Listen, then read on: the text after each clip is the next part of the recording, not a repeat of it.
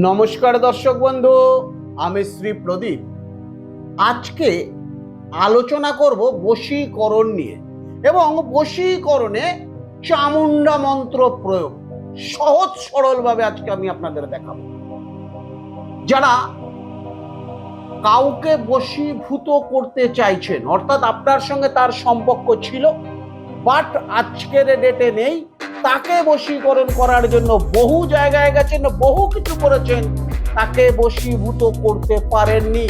আজকে আমি আপনাদের দেখাবো চামুন্ডা মন্ত্র প্রয়োগ করুন, তাকে নিজের বশীভূত করুন। কি করবেন?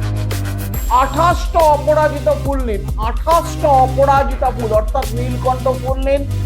যে মন্ত্রটি বলছি এই মন্ত্রটি বলে যে কোনো চামুন্ডা মা হলে খুব ভালো। যদি চামুন্ডার মূর্তি না পান, যে কোনো কালী মন্দিরে কালী মায়ের পায়ে ফুল দুটো অর্পণ করুন। মন্ত্রটি খাতা পেন থেকে লিখে নিন।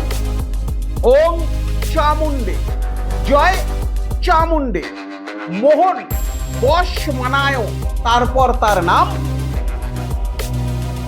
তারপর স্বাহা। এই মন্ত্রটি বলে এই অপরাজিতা ফুল মায়ের পায়ে অর্পণ করুন 28টা।